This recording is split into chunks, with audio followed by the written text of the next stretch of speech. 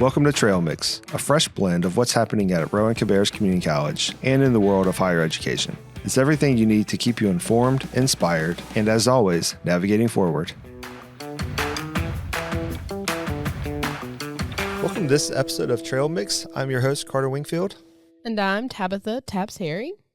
Tabs, how you doing today? Good. How are you, Carter? Doing well. Thank you for sitting in on this podcast as well. It's always a pleasure to have you co-host with me. Thank you. I love getting to do stuff like this. It's always such a wonderful experience. Great. Well, today's special guest is someone who really needs no introduction in Rowan or Cabarrus County, much less at the community college. She's been president of Rowan-Cabarrus since 2008, leading the college through multiple initiatives and challenges, focusing on accessible education for all students and creating pathways for academic growth for our community. Welcome, Dr. Spalding. Thank you very much, Carter and Tabs. This is my first time on your program. First, I know. We're very excited about it. Very excited. So hopefully this will be the first of more to come in the future. Regular thing. So, Well, just to kind of get us started, just a little background information on who you are. Can you tell us just a little bit about your history and what led you into education? Okay, I think you're going to be disappointed with this answer because I did not get into education on purpose. It was an accident. Okay. I got a degree in political science. I wanted to go into the State Department and promote world peace. You know how you do when you're graduating from college and things. Instead, I got married to a naval officer. We moved to Jacksonville, Florida. And so I think I'm going to get a job in the school system because I'm a certified teacher. I'd used a lot of my electives to get a teaching degree so I would have an occupation there. And they wouldn't hire me because I was a Navy wife, and they thought I would leave. Oh. So it wasn't my first discrimination, but it wasn't my last either. Wow. So that didn't happen. So a friend of mine from college told me that she was working in adult education and that she loved it because everybody in her class wanted to be there. And that she told me I should go to one community college in those days. It was really a new thing. You know, a junior college. And so I went to the junior college and I came out of there with 11 books and an assignment to teach GED. The 11 books were 11 different subjects. And I taught GED on the base and did a lot of things with Navy people, which I continued throughout that time. So I got a grant to do a program for offenders, people who got out of jail on probation, to try and get them into education so that they would not go back to jail. So that was my first thing. I had to run a small enterprise, which was really interesting and a lot of support there, and started kind of with the hard folks, but they were great. And then there was another job that opened up, and I followed my career through Jacksonville as continuing education director, and then as dean. I was a dean too short a time, just 2 years, and then I was provost, and then president of a campus. So during that period of time, I was able to grow with the community colleges in Florida, and we got to do a whole lot of things. We started with online education, and those things we were able to start at the beginning, had the first class, one of 25 in the nation, to start that. So it was always on the innovative side of that. 25 online programs in the nation? Yeah. They weren't programs, they were courses. Just courses. One little tiny course, yes. So anyway, that was education in those days. It was innovation, it was access, it was special populations. People thought that online education would never make it, but certainly it has. And I've been a big promoter of that in terms of quality and all of it. So that's how I got into education. It was just one adventure after the other. And I didn't decide really to stay until I got to the point where if I were going to be a president, I would have to get a doctorate. And so that's your decision point, at least it was in Florida. And so I went to Columbia University. They had a special program for senior people. So I went to school at 50, and so I graduated from Columbia. At that point, I could get a job as a president, but there really wasn't much opportunity, and I was about 3 years from retirement, so I finished my last 3 years doing all kinds of really interesting things, and then looked for the next job to lead a multi-campus college. And so that ended up being Rowan-Cabarrus. And then my best friend from when I was a little girl lives in Charlotte, and we've been friends forever. And so we just got in the car with our internet and started, going to all the campuses and looking at this thing and trying to figure out if this was going to work. And so it was, because the president at that time, Dr. Brownell, was in the midst of retiring. And so I applied for the job. My husband says I got recruited. And that was not true. You need to compete for all these things. And so I got selected, and many people, especially people from here, said, you can't be here. So why not? Because you're a woman. So here we go again with the same sorts of things. It's my whole experience of 30 years in Jacksonville, Florida, and Florida was rich, right, compared to a lot of places. And we had great funding sources and all kinds of population growth. So I was used to that kind of thing. Coming here with Rowan-Cabarrus, it was kind of like two different entities. Rowan was not growing. Cabarrus was growing like crazy. That's still true. Yeah. And so you had to shift. Presidents of community colleges need to find a fit for where they're going to work. And so I found Rowan-Cabarrus and thought I'd be here 3 years, and here I still am. Well, you mentioned that you were approaching being able to retire in Florida, and you're like, I think I want to go get my doctorate. It was too much fun to be in community colleges even then. So what inspired you to pursue being president of a college? Okay. That sort of leadership role. It's a great job. It's a hard job, but it makes a difference. And so I think if you look at how you want to spend your time, I really wanted to not just change one person's life or even a classroom of students. I wanted a much bigger opportunity to make things better for people. And so I thought the community college was a really good position for that. And colleges make significant changes in people's lives, especially community colleges. We have people who need a little bit more help or a lot of help, and we can provide that, and they can change their lives. We see it all the time. We've got the truck driver program right outside the building, and those people can go from being unemployed with no experience into that program and make $45,000 to $100,000 a year. That is a career. That is usually with benefits. And we've got other programs that are short, 8 weeks, that you can make all kinds of money in manufacturing. You can do all kinds of things because we've got lots of different opportunities. Our biggest program is transfer. So in Florida, at one community college, I got the opportunity to do stuff. They got the opportunity to get big programs that we built. Yeah. And so I wanted to come here and really continue to contribute. I liked North Carolina because I don't like hurricanes. So we were ready to move away from hurricanes. And here, I think we're considered a halfback because, grow up in Louisville, go to Florida, and come back here is kind of a thing, and we think it's funny. Yeah. I feel like this morning is one of those days where like, man, Florida weather would be really nice right now. When it's cold and rainy, sleeting, this is when I would probably miss that Florida weather a little bit more in the Carolinas. But I have been on the beach in December when it was almost freezing in Jacksonville. Yeah. Well, so sure. I have on a Santa hat and the biggest coat you've ever seen.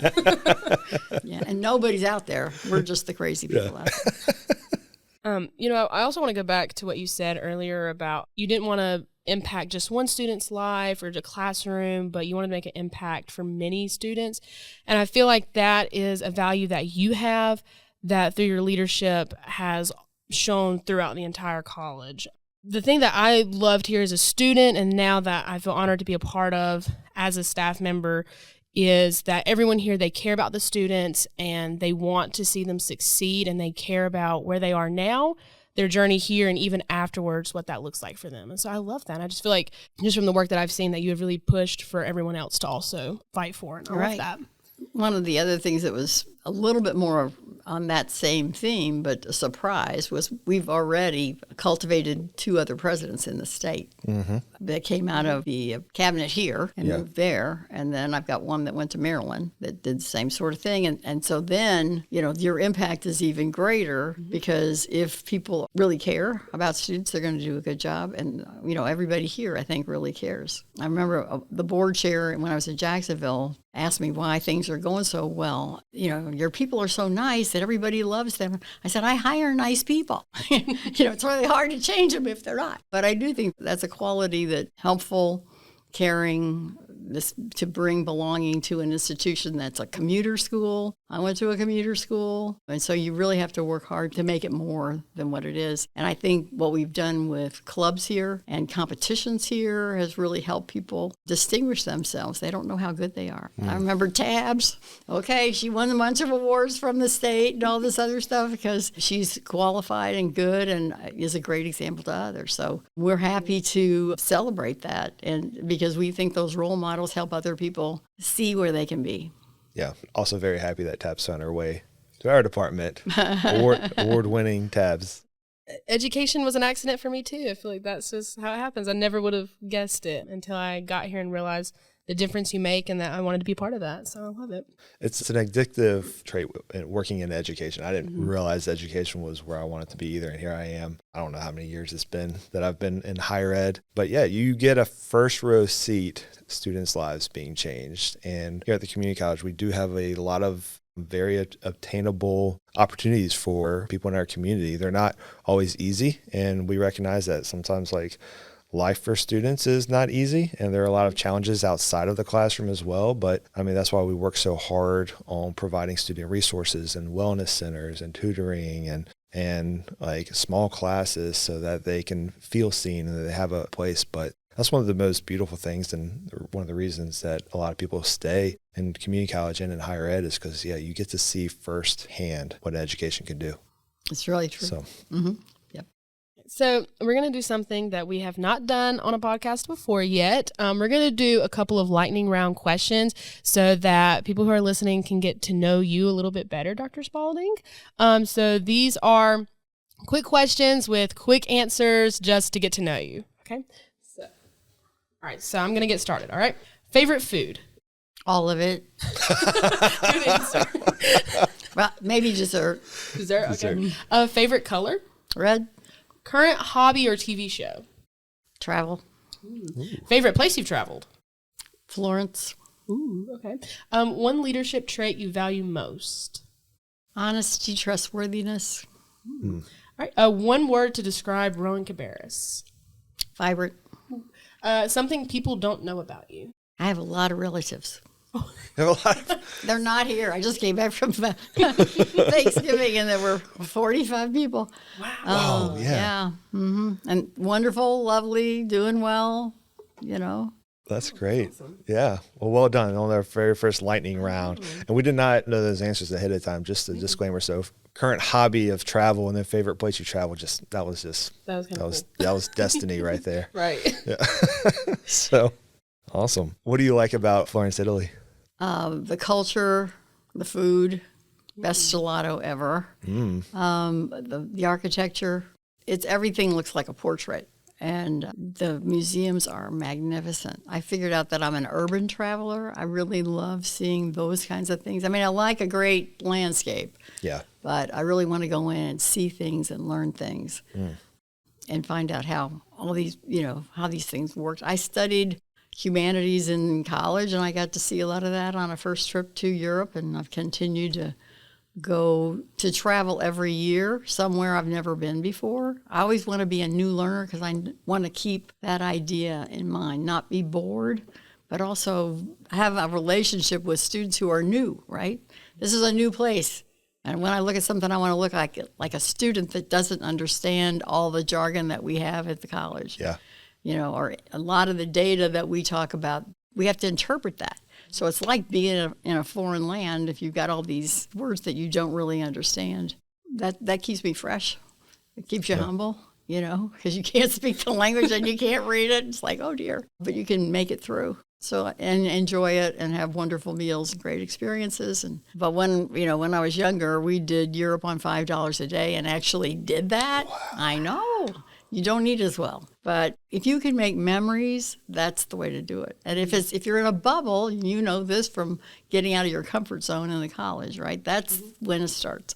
So I do the traveling to get out of my comfort zone. And I used to be out of my comfort zone a whole lot more than I do now. So I think that's really the value of travel, is meeting people that you don't know, having conversations about the U.S. that you would never have with somebody who's from here, and getting that feedback loop. It takes courage to travel, and I think it feeds your need to be educated and to not be cocky about you know it all. You do not know it all. Yeah. I remember getting off the plane, maybe it was that first time, and seeing the ads for cell phones. We didn't have cell phones. Europe had cell phones, and we didn't have cell phones? I mean, that offended me, right? Because I'm thinking, we're supposed to be the best at everything. No, we're not. We are not. And it's still true. Yeah. So when you look at these contests now in science and things like that, we aren't even close. So I think we've got to be appropriate. It's not that we have to be in a race all the time and so competitive for no reason at all, but we do need an accurate assessment of where we are. And that's not saying that the United States is slipping. It's just saying you've got to be competitive going forward. We got to be into this new stuff as well as the old stuff. Have those experiences, that travel, has that shaped or influenced like your vision for the college or made an impact on how this college is led? I think so. You know, part of it is the technology that we were lagging behind. Mm-hmm. And we're highly technology centered here. So there's a lot of emphasis on technology at Rowan-Cabarrus and not so much other places, I don't think. So that one would be true. I think, you know, I love beautiful places. I want Rowan-Cabarrus to be a beautiful place. I couldn't wait to change our front door on I-85 and make it look like not a prison. So I think, you know, having a good experience, making the learning environment conducive for students. You know, the air conditioning works, it's not too loud, the chairs are comfortable, get rid of all the other stuff. Because I'm now so far away from a classroom, I can't impact the student directly. But I can help create environments where they can get aseptic lab training or, you know, whatever we need to do to build it and make it highly productive for students. So that I think is where I can make an impact. The buildings that we've built here, it's been substantial. That's to take care of the increased enrollment that we have. We're worried now about South Campus and being full because we need to have another building at South Campus and we have a place for it. And Cabarrus is the fastest growing county of the two counties that we have by far, faster growing than the state average. And so we need to have a new building at South Campus at Exit 55, and that's the next campaign that we'll be in, is to deal with that. Yeah. Now, you talked earlier about travel and making memories and things like that. So I'm curious, do you happen to have a favorite memory at Rowan-Cabarrus? Graduation. Graduation. It's a good one. Renewed every year. Yep. Best day of the year. Yep. We call it a mental paycheck. I've heard that used to. Right, psychic paycheck. Psychic paycheck. That's right. There. It's our psychic paycheck to everybody. Just to see that's amazing. And I think we've really done a great job of making that experience even more spectacular for them. Mm-hmm. We stream it. We make it as big a deal as we possibly can. And these students have worked for years to get across that stage. And I think that's really, really critical. Starting with GED people that are close to my heart, you know. Mm-hmm. And ending with people who are going on to greatness in universities and other things. Yeah. Yeah. I usually have a camera in my hands on graduation days, so I'm always focused on the graduates' faces as they walk across that stage. Man, I love seeing the leaps for joy and all the excitement and the screaming and all that stuff. And you're like, oh man, this is such a big moment for them. Right. So. I shake everybody's hand as they come across. Yeah. I take my rings off because my hand falls off. But you can see it, you know, they're not thinking about me. I'm just have to worry about, but I'm trying to slow them down because their picture's coming up. But I think they're worried about being seen by their families and all of it. So I love our graduation ceremonies here. I've been honored to really go through a lot of different areas through it because I was a marshal when my dad graduated. And then I actually did graduate and I was the student speaker. And then I got to do it from working in marketing and see all the behind the scenes. It gets me every time. It's always amazing and spectacular, and I love it. It's a good day. Very good day. When you look back at your first day as college president here, how has your vision for the college evolved? That was a transformational day. They wanted me to welcome people to the college. I thought, I'm the new person. So I'm the new person. So I invited the board chair to do it. And then I took it from there. But I really had to figure out what my place was because I'm the out-of-towner, I'm the out-of-state person. I didn't bring anybody with me. And so I really wanted to assess the situation, which is what you should do if you're a new leader of any sort. You know, you just don't go making change when you don't understand what's going on. And so I think getting that understanding, learning the people, you know, making friends with the leadership, meeting a whole bundle of people. I knew that the people I needed to meet, meaning I knew what functions they had. I needed to know the commissioners. I needed to know the city people. I needed to know the state legislators. Those are the people that fund us. So they're first on the list. And so I knew from Florida who were the key people by title. And so I think going out and learning them. And I had a great mentor in that. There was a continuing ed person who had, you know, I had her job years ago. And so she was the most external person in the college, Jeannie Moore, who has won some awards here and now is on the foundation. So she was introducing me because she had that network. And so building the network was really key to make the college vital and to get resources for it. And then building up the marketing and the IT and making sure the quality was good and the buildings were good. And, we didn't have enough medical programs. We put in 3 more, continue to increase those numbers. So reading the needs for workforce is a hard job, and it's different all the time. Mm-hmm. Whatever you did in 25 is not going to be the same thing you did in 2020. So, we are always on the cutting edge trying to figure out what's coming. And so as these new businesses come, even to Rowan County now, we're looking at Macy's. Yeah. And that is a whole nother deal. And they are very interested in the services that we offer and the training that we have. They're a high-tech company. You wouldn't, they're in the retail business, right? Mm-hmm. But here, 2 million square feet of retail. It's huge. Yeah. Picking all your stuff and then shipping it out to you as soon as they can. Those technicians have to keep that rolling. And so we'll be helping build the skill base for that. Yeah. Very efficient logistically speaking industry. Mm-hmm. So, well, not just reading the workforce and what's coming up next, but being in a position to respond to it timely as well. You might be able to say, oh yeah, it looks like this industry is about to take off or we're headed towards this direction, but being able to act on it in an efficient and timely manner as well. That's a big, strong suit of the community college here is like we've been able to respond quickly, like with Lilly when they came in and hopefully with Macy's as well. Yep. I think that's the really hard part of the job, building it and sustaining the regular work, which is transfer for the most part, and all the other trades and things like that. Those you want to keep going. But to be able to serve these new companies with new skills, you need the equipment and the faculty and the space, which is always a struggle. Yeah. Trying to get ahead of that so that you've got those things in place is the biggest challenge, because many people see education and taxes as an expense. And really what this is an investment in all these people's futures. Your neighbor's going to now make twice as much money as they did. Right. Because they've got a job and it can support a family with benefits and all these kinds of things. And so that they can be a better member of the community. They're not working 3 jobs. They're not having to struggle.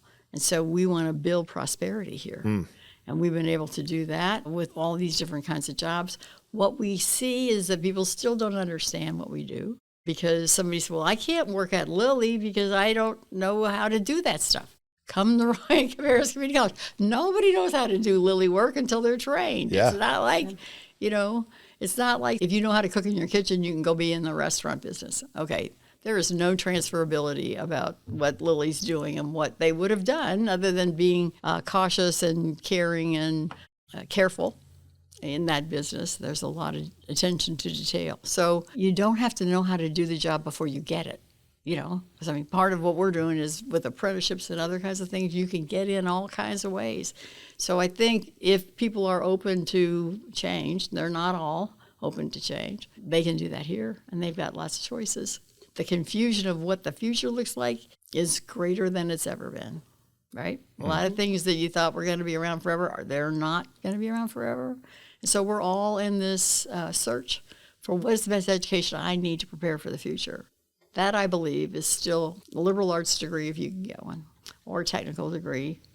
You can get a job and work that job and all that, but if you're going to be in management later on or build something, then I think this is a better preparation because it prepares you for all kinds of stuff.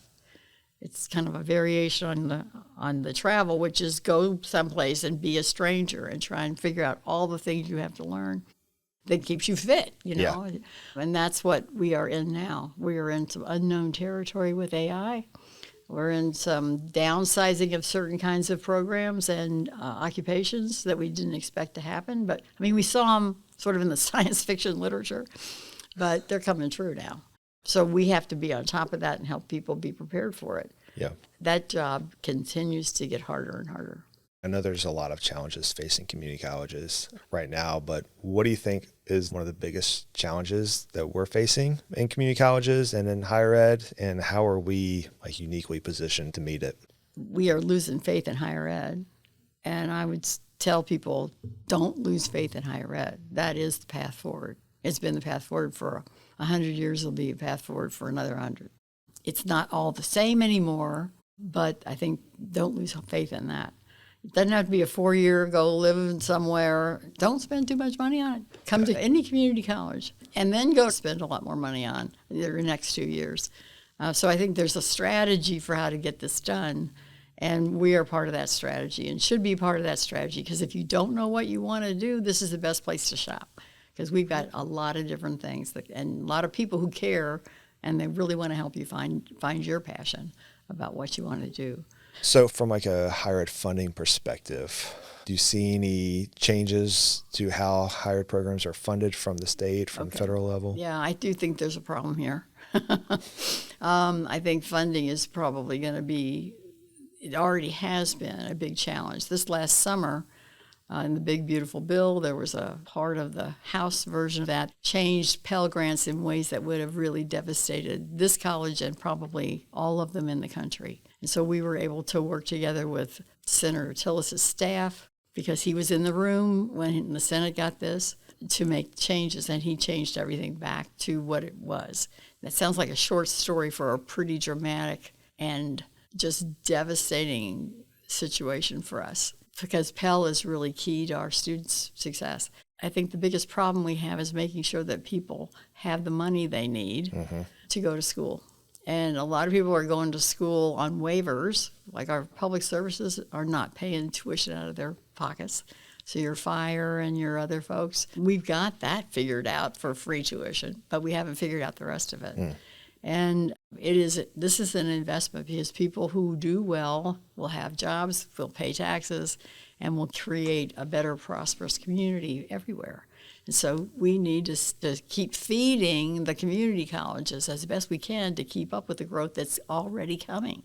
And so this is the first time I've seen the college really struggle to keep up with the growth. We've been able to keep up with the growth because we've had, some grants and some other things we've done, but I don't know that we're going to be able to keep up with this next group of things, because every time a new company comes in, it's a great opportunity, but it's also a challenge to pay for it. And so those kinds of things need to be paid attention to. Not having a budget's not a good plan, and that's what the state has. It has no budget. We've been pretty much insulated from it because we have a continuing budget, but we didn't get pay raises this year either. So, trying to keep our faculty here as opposed to them going back to industry where they can make more money. Oh, for sure. Yeah. We're always in a challenge like that. Unfortunately, they love the community colleges too, so they tend to stay. But I do think there's a limit to that. Yeah. And so the way North Carolina can distinguish itself is by having a great workforce, which we brag about now. But keeping up with that workforce, especially in Cabarrus County, is a big challenge for us.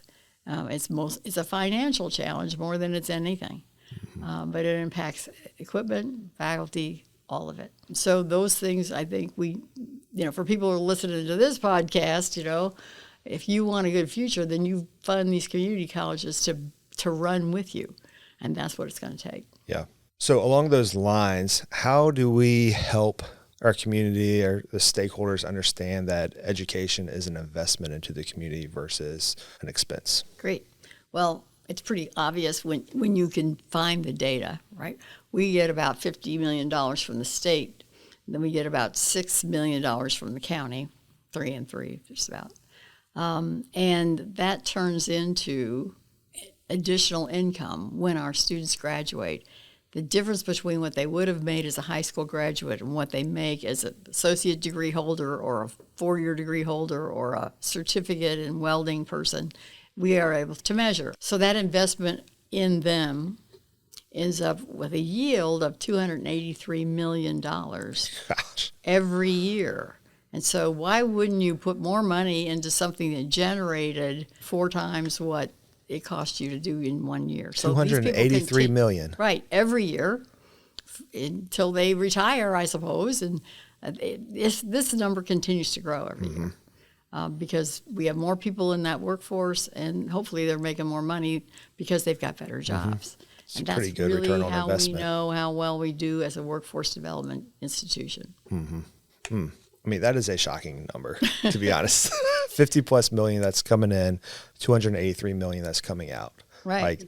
Like, I would take those returns just about anywhere. Somehow, people don't believe it, Yeah. but you can see it everywhere. And it's going back into the community. It's going into the small businesses. It's going into the housing market. Like it's having an impact, and it's funding more of these community initiatives Right. as a result of that. So it's exponentially changing Cabarrus and Rowan County. Right. So we're on that roll. And the next piece of that role is the disruption that's going to be AI. And, this job used to be great for the rest of your life. It's going to, the white collar group is going to be affected by it. So you need to bring these new skills into your workforce. And so one of the other missions that the community college has is it does a lot of adult education. So if you're already in a field and want to be updated, don't just sit there. We've got ways that can work. Additional, it doesn't have to be a whole degree. It can just be some sort of seminars or other things that we do in continuing education. So when we're talking about adult education, and we talked about the Macy's and the Eli Lillys out there and their partnerships with the college, are there any partnerships that you are most excited about right now? It's the ones that we don't know that are coming yet. I guess that would be true. Macy's is so early on. They'll be ratcheting up, and we'll be doing the same sort of thing, growing, helping them grow. But I think there'll be other biotechnology companies that'll follow Lilly here. I think there's a feeling in the communities about no growth or not wanting to grow anymore because we've got a lot going on. We have a lot going on, but I think it's grow or perish in a sense. You could grow too much, I suppose. But I think we've had a measured effect here where this growth is really improving the quality of life. If you look at Kannapolis, that's an amazing story. We could have had a huge brick building as a albatross around our neck in the middle of that town, but that's not the story that was, executed there. And the college was able to be a part of that growth and has 2 buildings on the North Carolina Research Campus. So I think these things are roles that we can play where we can bring workforce into it, where we can bring people into the new industries. It's not, you don't have to know how to do it. You didn't learn it in high school, but you might have learned it in high school. The right things are going with our partnerships with the school systems. But anyway, you've got the opportunity to learn the skill to get into the company. We have the North Carolina Manufacturing Institute, which is 8 weeks, and people are standing at the door ready for people to come out of that program and hire them. So there's so many opportunities. And it's not just new businesses and new industries coming here either. It's existing industries. We had a conversation with Austin Shrewsbury and Martin Marietta, who has a partnership with us for apprenticeships, right, where they're seeing some upskilling in their labor force there. And we have several programs for apprenticeships. It's not just new industry. It's industries that have been here, companies that have been here. There is an opportunity with the college to grow their business. So did Austin talk about going to get the national award for our partnership? No, okay. No, we didn't touch on that. Because we went to Nashville together, and we had nominated the NCMI, North Carolina Manufacturing Institute, and Austin, there's no real chair of the advisory board, but he's kind of really it. And so we asked him to represent us because we were one of the top 5 in the nation. So you can look around this college and say, well, it's North Carolina, it's not Charlotte, it's just, it's not. We're 8th largest, and we're really very, very good in so many of the things we do. That when we do compete, we win those awards. And people see us differently because they just think it's standard operating procedure that we've got really great publications, for example. I think that goes to what you're talking about earlier with how you pay attention to what the facilities look like here, the sign from the highway, and having respect for your institution and doing quality work. Like on our side, on the marketing side, we want to represent the college and showcase like the high quality education that we have. We want to, our marketing, our advertising, our design pieces, the photos that we use, we want to accurately represent the quality that our faculty is bringing to the classroom and the passion that they bring to the classroom. And if you have respect for yourself, respect for your buildings, respect for your faculty and your staff, the people that make the college go, then students are naturally going to feel a sense of success when they come on. They're going to feel like you care for yourself, you're going to care for me too. So I think that's the mentality behind like how we approach things from like in marketing and advertising perspective is we're not fabricating anything. Like this is reality. Our faculty is great. And the facilities that we have here are great and cutting edge. So it makes our job easy. It's good. Just to tell the truth. But, to be able to win in a national contest with big universities who hire people from New York City to do their publications, and for us to be here, in the donut of Charlotte and, bringing home the gold is, and not just a few things. I mean, a lot of things, almost everything is really, I think, noteworthy and should be appreciated. Yeah, we have a pretty good team. It's been fun. Mm-hmm. So what do you think makes our college community, including faculty, staff, and students, truly special? Two things, I would say. One is good leadership, and the other is good followership. If you don't have both of those things, it doesn't work. And leaders have to be followers on occasion. I think you know this from your student government work. And so I think that makes us special. We're not spending a lot of time on things we cannot change. We are investing that time in our students, but we're doing what we can to, focus on this workforce development side. And also your student development that will get you where you want to go in your life, that opens doors and helps you get through that door. I mean, you can be standing there looking at 3 doors and you won't move. That's not so great. So you need your family to encourage you, and if they don't, we will, because we do think that this is the best investment you can make. Education is the best investment you can make. You can lose your job, you can lose your house. I mean, all kinds of things can happen.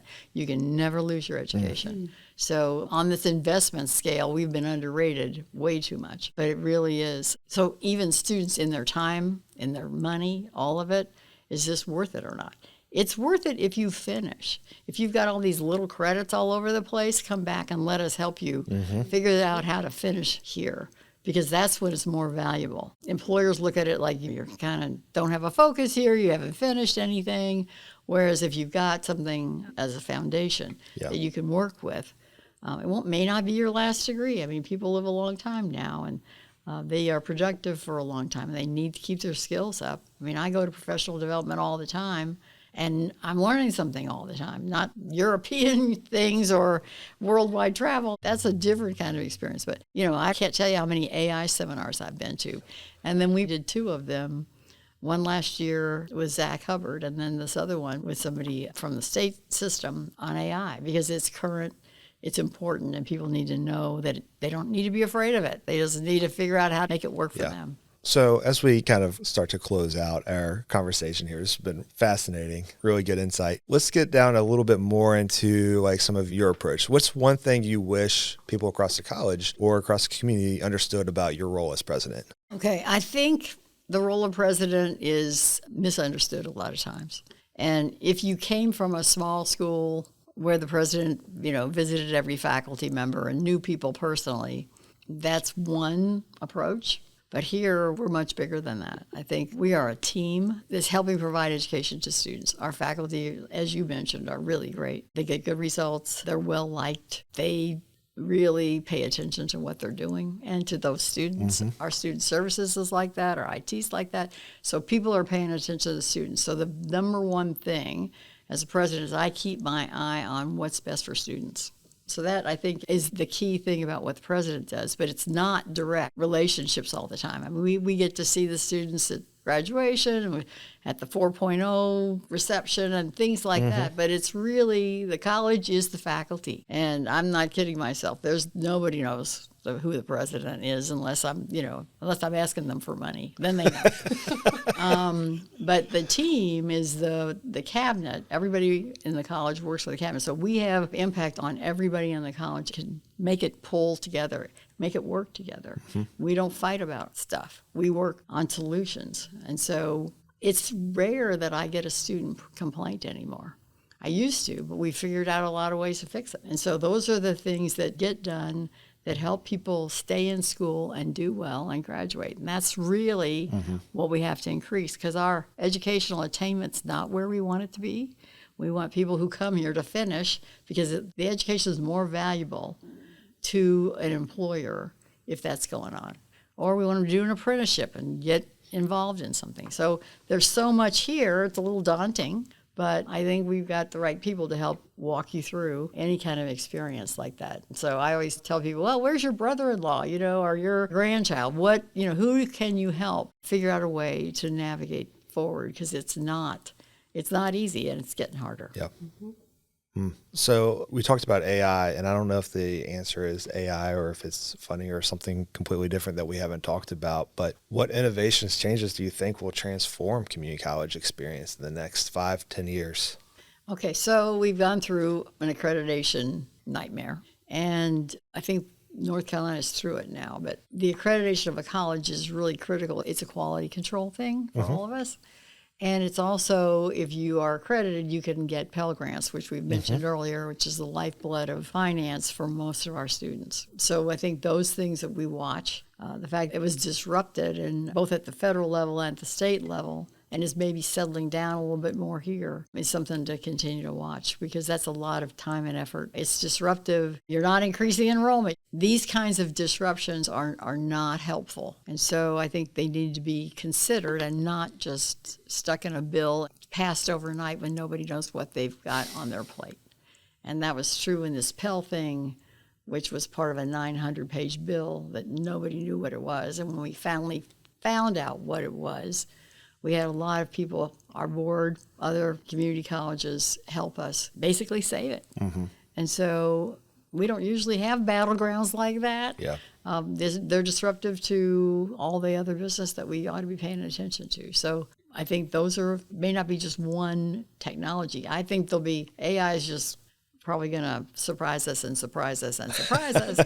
But we'll learn how to use it to our advantage over time. So those are issues for us. Yeah. We want you to make sure that your job is worthy of the time and effort and the money that you spent on it. It used to be that was true. It used to be what you spent on a 4-year degree in a private school is what you made when you got out. Yeah. That is so different now. But it's not that different for us. Our tuition has not gone up probably 10 years. Yeah. So this is the bargain that people ought to take advantage of. We have all kinds of ways to get this education online, face-to-face, whatever, and everything's changing faster. So a year ago, we were competing with really jobs that paid really well that required no skills. They're making $30 an hour to work in a warehouse. They're not going to make $30 an hour when they get out of basic automotive school.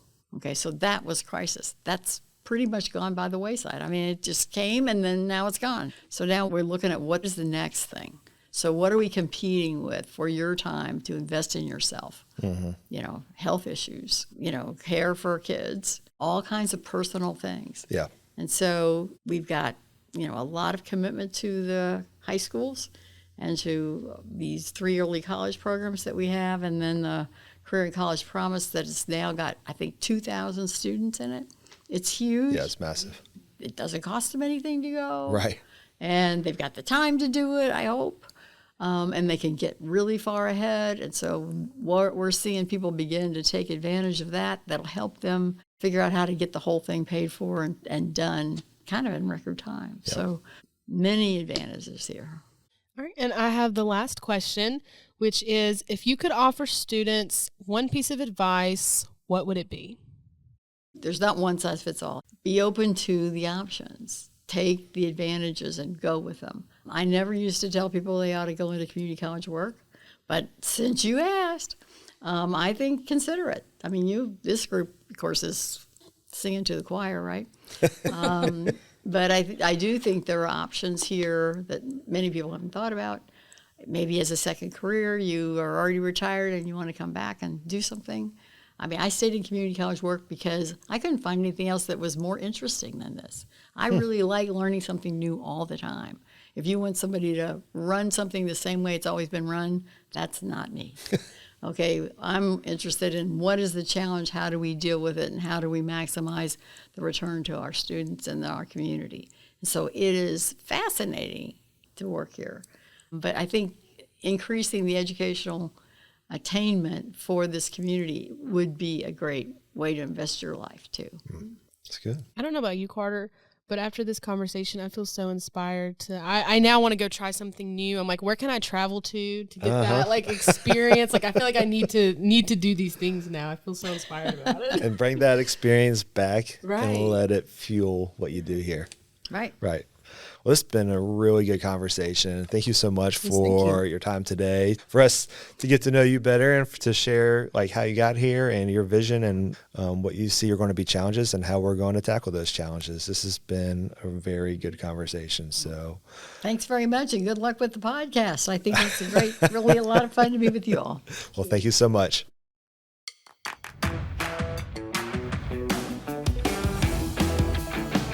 Thanks for listening to Trail Mix. For more stories, updates, and to learn more about how Rowan-Cabarrus Community College can help you navigate forward, visit us at www.rccc.edu.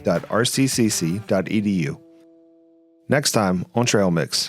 And we were sitting in my office and I said, why don't we reach out to Grammarly? Like, I'm sure they probably won't respond, but for funsies, like, let's just reach out and see if they'd be willing to talk to us. And so we sent an email. And within a couple of days, I got an email response and had a meeting and, have been together ever since.